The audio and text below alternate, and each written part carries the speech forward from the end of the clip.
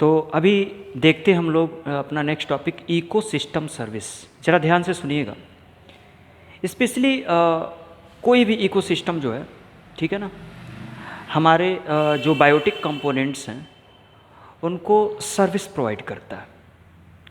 वो economic service भी हो सकता है, ओके, वो इन्वायरमेंटल सर्विस भी हो सकता है, वो एक एस्थेटिक सर्विस भी हो सकता है। जैसे एग्जाम्पल के फॉर्म में मान लीजिए आप एक फॉरेस्ट इकोसिस्टम को ले लो। तो स्पेशली जो फॉरेस्ट इकोसिस्टम है, अब ये फॉरेस्ट इकोसिस्टम के कई वर्क यहाँ पर आपको देखने को मिल सकते हैं। सबसे पहला वर्क है क्लाइमेटिक कंट्रोल। जैसे वो जो फॉरेस्ट है उस एरिया के टेम्परेचर को क्या करेगा, बैलेंस करने का काम करेगा। इसके अलावा टेम्परेचर को बैलेंस करने के साथ साथ मॉइस्चरिटी को भी बैलेंस करेगा। इसके अलावा बहुत सारा फ्यूल, लकड़ियाँ उस जंगल से आपको मिलेंगे। इसके अलावा इन्वायरमेंट में ढेर सारा ऑक्सीजन वो रिलीज़ करेगा, ठीक है ना। इसके अलावा वो जो जंगल होगा, ठीक है ना, उस जंगल में बहुत ही ढेर सारा आपका स्पीसीज कॉम्पोजिशन होगा। स्पीसीज कॉम्पोजिशन मतलब वहाँ पर जीवों के पाए जाने की जो प्रोबेबिलिटी है वो सबसे ज़्यादा होगी। यानी वहाँ पर स्पीसीज कॉम्पोजिशन के साथ साथ वहाँ पर आपको स्ट्रेटिफिकेशन भी देखने को मिलेगा। यानी वहाँ पर विभिन्न विभिन्न प्रकार के जीव जंतु देखने को मिलेंगे। अच्छा, इसी के साथ साथ मैं आपको बताऊं तो उस एरिया की जो प्रोडक्टिविटी है वो सबसे ज़्यादा होगा। यानी कि एक तरह कह सकते हो स्टैंडिंग क्रॉप भी वहाँ पर ज़्यादा होगा, साथ ही साथ स्टैंडिंग स्टेट लेवल भी क्या होगा, ज़्यादा होगा, ठीक है ना। तो सिंपली जो ये जो इकोसिस्टम सर्विस है, इस टॉपिक में हमें यही पढ़ना है कि किस प्रकार से हमारा ये जो इकोसिस्टम है, ठीक है ना, वो किस प्रकार से बायोटिक कंपोनेंट को सर्विस प्रोवाइड कर रहा है। अभी ज़रा ध्यान से देखिएगा, स्पेशली मैं आपको बताने की कोशिश करूं तो कोई भी हेल्दी इकोसिस्टम जो होता है वो बेस होता है, वहाँ का यूनिट होता है, ठीक है ना, for a wide range of economic, environmental and aesthetic groups. यानी कोई भी हेल्दी इकोसिस्टम जो होता है, ठीक है ना, वो किसी भी तरह के जगह को स्पेशली क्या करेगा, उसकी एक इकोनॉमिक वैल्यू, मतलब वो खूब ढेर सारा इकोनॉमिकली उस एरिया को स्ट्रॉन्ग करेगा। इसके अलावा इन्वायरमेंटल बेसिस पे भी और साथ ही साथ एस्थेटिक बेसिस पे भी उस पूरे एरिया को क्या करेगा, ये सर्विस देने का काम करेगा। इसके अलावा ज़रा ध्यान दीजिएगा, इकोसिस्टम सर्विस का जो मुख्य डिफिनीशन है इसको क्या कहते हैं हम लोग, ठीक है ना।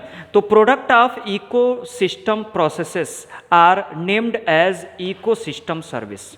प्रोडक्ट ऑफ इकोसिस्टम प्रोसेसेस यानी कि इकोसिस्टम प्रोसेसेस के जो भी प्रोडक्ट्स हैं यानी कि हमें किसी इकोसिस्टम के द्वारा जो भी प्रोडक्ट्स मिल रहे हैं, ठीक है ना, वो प्रोडक्ट्स हमें जो प्राप्त हो रहा है, यानी इकोसिस्टम हमें जो सर्विस प्रोवाइड कर रहा है। जैसे सपोज दैट आप किसी होटल में जाते हो तो कहते हो यार कि उस होटल का सर्विस बड़ा बढ़िया है, मतलब वहाँ जाते ही तुरंत जो बेचारा वेटर होता है वो तुरंत हमारे पास दौड़े दौड़े मेन्यू शीट लाता है, ठीक है ना, तुरंत हमारा ऑर्डर लेता है, ठीक है ना, और हमारे हर चीज़ का वहाँ रख रखाव है, बढ़िया एसी लगी हुई है, ठंडा इन्वायरमेंट है, ठीक है ना, वहाँ का इन्वायरमेंट बड़ा पीसफुल है, पीछे एक मीठा मीठा मधुर म्यूजिक बजता है, ठीक है ना, और कॉस्ट भी अच्छा है, बढ़िया पैसा नहीं हल्का पैसा लेता है। तो आप क्या कहते हो, अरे भैया वो होटलवा वाला बड़ा बढ़िया सर्विस देता है। तो सिंपल सा फंडा है, हमारा इकोसिस्टम हमें जो सर्विस प्रोवाइड करेगा इसी को क्या कहते हैं बेटा, इसी को हम लोग बोलते हैं इकोसिस्टम सर्विस। अब ज़रा सा ध्यान दीजिएगा, यहाँ पर इकोसिस्टम सर्विस का एक फोटोग्राफ बना के दिखाया जा रहा है। अब देखिए किस प्रकार से आपका इकोसिस्टम आपको स्पेशली सर्विस करता है। सबसे पहला इधर लिखा है सपोर्टिंग। सपोर्टिंग में जैसे आपका इकोसिस्टम आपको हैबिटेट देता है। अरे भाई हैबिटेट में एक आवास, जीव जंतुओं को इकोसिस्टम क्या करता है, एक आवास देता है। बायोडाइवर्सिटी, अब एक बहुत बड़ा फॉरेस्ट सिस्टम है तो क्या करेगा, स्पीसीज कंपोजिशन को रिच करेगा, यानी बायोडाइवर्सिटी को क्या करेगा, बढ़ाएगा। इसके अलावा ये देख सकते हो सॉइल फॉर्मेशन, आपका इकोसिस्टम क्या करता है, सॉइल फॉर्मेशन में भी आपका रोल प्ले करता है। इसके अलावा ये देखिए कल्चरल वैल्यूज़, इकोसिस्टम के दूसरे कल्चरल वैल्यूज़ स्पेशली क्या हो सकते हैं, ठीक है ना, ये कल्चरल वैल्यूज़ में देखिए। तो इसका सबसे पहला एस्थेटिक, आपको ये विभिन्न विभिन्न प्रकार के जो है कंपोनेंट्स प्रोवाइड कर रहा है। स्पिरिचुअलिटी, ठीक है ना, आप उस इकोसिस्टम से एक जुड़ाव सा आपका हो जाता है। आखिर हम जंगलों की पूजा क्यों करते हैं, हम पेड़ पौधों की पूजा क्यों करते हैं, पूजा नहीं करते हैं, हमारे मन में एक रिस्पेक्ट होता है, पूजा से हमारे मन में उस व्यक्ति के प्रति एक रिस्पेक्ट आता है। जैसे कहते हैं कि मेंढक मत मारना कान पक जाएगा, तो क्या है, मेंढक मारने से कान सचमुच पक जाता है क्या? बिल्कुल नहीं। हमारे पूर्वजों ने हमको डराया है कि हम क्या करें, जीवों का अहित न करें। बोला गया है कि घर में जो बिल्लियाँ नहीं होती, मिट्टी से घर बनाती हैं अपनी, कहते हैं उनको मत तोड़ो, आँख में बिल्लनी हो जाएगी। क्या ऐसा होता है? अरे बिल्कुल नहीं ऐसा होता यार। बस क्या है, उसको एक अध्यात्म या स्पिरिचुअलिटी से जोड़ा गया है कि आप क्या कर सको, उसको आप नुकसान न पहुंचाओ। रिक्रिएशन, स्पेशली आपका जो इकोसिस्टम है वो रिक्रिएशन का भी काम करता है। इसके अलावा एजुकेशनल, वो आपको एजुकेशन भी प्रोवाइड करता है। इधर देखिए रेगुलेटिंग टाइप का, आपका इकोसिस्टम किस प्रकार से रेगुलेशन में हेल्प करता है। तो सबसे पहला है जैसे फ्लड कंट्रोल। अब जंगल होंगे, उनके पास एक मजबूत क्या होगा, रूट्स होंगे, रूट्स मिट्टी को अच्छे से जकड़े हुए होंगे, तो ये फ्लड कंट्रोल में आपका क्या करेगा, हेल्प करेगा। इसके अलावा क्लाइमेटिक रेगुलेशन, ये आपके क्लाइमेट को भी क्या कर सकता है, स्पेशली रेगुलेट करता है। जैसे कि वहाँ पर उस एरिया में अच्छी बारिश होगी, बात क्लियर है, वहाँ की मॉइस्चरिटी मेंटेन रहेगी, वहाँ का टेम्परेचर मेंटेन रहेगा। जैसे एग्जांपल के फॉर्म में आप किसी शहरी एरिया में रहते हो और आधे घंटे के लिए किसी ऐसे रोड पे चले जाओ जहाँ पेड़ पौधे हों, आपको यार एक अलग तरीके की ठंडी का एहसास होगा, एक अलग तरीके की ताजगी का एहसास होगा, क्योंकि वहाँ पर क्या है, मॉइस्चरिटी मेंटेन होगा, टेम्परेचर डाउन होगा। क्लीनिंग वाटर एंड एयर, आपका जो इकोसिस्टम है वो क्या करता है, इन्वायरमेंट को क्लीन करने का भी काम करता है, ठीक है ना। इसके अलावा पॉलिनेशन, लो भाई मधुमक्खियाँ जो हैं वो पॉलिनेशन कराती हैं, ठीक है। तो ये हो गया इकोसिस्टम का। नेक्स्ट है आपका प्रोविजनिंग, इसमें वाटर, फूड, मेडिसिन और रॉ मटेरियल्स। मेरे भाई ये सारे कुछ किससे मिल रहे हैं, ये सारे कुछ हमको इकोसिस्टम से ही मिल रहा है। चलिए इसमें एक एक करके बात करते हैं। सबसे पहला हम बात करेंगे क्लाइमेट कंट्रोल की। देखो भाई सिंपल सी बात है, जहाँ जंगल होंगे, जंगल क्या करेंगे, उस इन्वायरमेंट की ह्यूमिडिटी को बैलेंस करेंगे, टेम्परेचर को भी बैलेंस करने का काम करेंगे। इसके अलावा स्पेशली ये क्या करेंगे, रेनफॉल को भी बनाए रखने का काम करेंगे, वहाँ पर प्रॉपर रेनफॉल होगा। प्योरिफिकेशन ऑफ एयर, ठीक है ना, जहाँ पर खूब ढेर सारे पेड़ पौधे होंगे, जहाँ जंगल होगा, जहाँ वेजिटेशन होगा, ठीक है ना, वहाँ पर हवा को प्योरीफाई भी किया जाएगा, ठीक है ना। हवा एकदम शुद्ध होगी, ऑक्सीजन रिच्ड होगी, कार्बन डाइऑक्साइड इसमें बिल्कुल भी नहीं होगा। इसके अलावा अगर सस्पेंडेड पार्टिकुलेट मैटर हैं, ठीक है ना, वो भी अगर सेटल डाउन होते हैं तो उसको जड़ें अपने अंदर एब्जॉर्ब कर लेंगे। मतलब इन्वायरमेंट एकदम साफ सुथरा, स्वच्छ, एकदम जिंदाबाद, शानदार, ज़बरदस्त रहेगा, ठीक है ना। इसके अलावा आप कह सकते हो कंजर्वेशन ऑफ वाटर, उस एरिया में क्या है, ओके, वाटर का अच्छी तरह से कंजर्वेशन होगा, ठीक है, बात समझिए। तो कंजर्वेशन ऑफ वाटर में आप देख सकते हैं कि भाई सिंपल सी बात है, जहाँ पर पेड़ पौधे होंगे, ठीक है, तो पेड़ पौधे क्या करेंगे, पेड़ पौधों में जड़ें होती हैं, वो मिट्टी को बांध के पकड़े रखते हैं। तो जैसे एक स्पॉन्ज पानी को एब्जॉर्ब करता है, ठीक इसी प्रकार से पेड़ पौधों के होने के कारण क्या होगा, ठीक है ना, कि ढेर सारे पानी को वहाँ पर एब्जॉर्ब करके रखा जाएगा, एक वाटर रिजर्वायर बनेगा। दूसरी बात यह है कि जो जड़ें होती हैं, ठीक है ना, इनके कारण पानी जो है ए बी सी और जेड, आपकी मिट्टी के अंदर 4 जोन होते हैं, ए बी सी और जेड जोन, तो पानी जेड जोन में नहीं जाने पाता। बात समझ में आ रही है ना, वो ए या maximum B zone, maximum C zone तक ही रह पाता। मतलब पानी को बहुत अच्छे तरीके से स्टोर करके रखा जाता है। इसके अलावा है आपका regulation of nutrient cycling, specially जो न्यूट्रिएंट साइकिलिंग है, इसके रेगुलेशन में भी आपका इकोसिस्टम क्या है, एक बहुत शानदार सर्विस प्रोवाइड करता है। इसके अलावा ज़रा देखिएगा मेंटेन बायोडाइवर्सिटी, ये बायोडाइवर्सिटी को क्या है, बायोडाइवर्सिटी को क्या करता है, मेंटेन करने का काम करता है। सिंपल सी बात है यार, जहाँ पर हैबिटेट होगा वहीं तो बायोडाइवर्सिटी होगा, जहाँ पर जगह होगा, ठीक है ना, सिंपल सी बात है, ठीक है ना। अब बायोडाइवर्सिटी अगर मजबूत होगी, इसका मतलब वहाँ का स्पीसीज कंपोजिशन मजबूत है, स्पीसीज कंपोजिशन मजबूत होगा तो प्रोडक्टिविटी मजबूत होगी। और यार सिंपल सी बात है, जहाँ प्रोडक्टिविटी मजबूत होगी वहाँ पर जो स्पेशली जो स्टैंडिंग क्रॉप है या जो स्टैंडिंग स्टेट है, इकोसिस्टम टर्म में आपने यूज किया था, ये भी क्या होंगे, वहाँ पर मजबूत होंगे।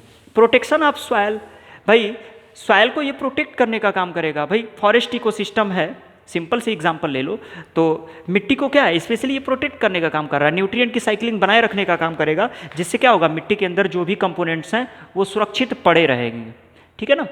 ओके, पानी को नीचे बहुत ज़्यादा लीच करके नहीं जाने देता है। इसके अलावा इस मिट्टी के अंदर ढेर सारे माइक्रोफ्लोराज होते हैं, अलग अलग तरीके के बैक्टीरिया होते हैं, फंगस होते हैं, और इसके अलावा नाइट्रीफाइंग बैक्टीरिया होंगे, डीनाइट्रीफाइंग बैक्टीरिया होंगे। तो ये सब के सब क्या करते हैं, इकोसिस्टम को सर्विस देने का काम कर रहे हैं। ठीक है, इसके अलावा वाइल्ड लाइफ, सिंपल सी बात है, जहाँ हैबिटेट होगा वहाँ पर आपकी वाइल्ड लाइफ होगी। अब ज़रा सा बात समझिएगा, एक साइंटिस्ट थे जिनका नाम है रॉबर्ट कॉन्स्टेंजा, नाम आपको याद रखना पड़ेगा, रॉबर्ट कॉन्स्टेंजा, ठीक है ना।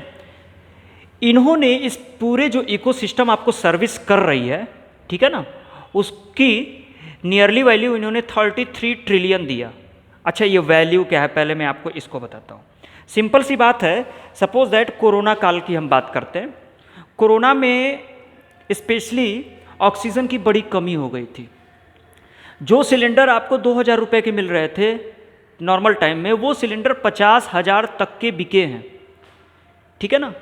और दिन भर में यानी कि एक सिलेंडर एक इंसान लगभग 2 दिन यूज कर सकता था, ठीक है ना। उस दिन हमको उस ऑक्सीजन की वैल्यू पता हुई जब ऑक्सीजन की कमी हुई और ज़्यादा से ज़्यादा लोग मरने लगे। बात समझिएगा, ठीक है।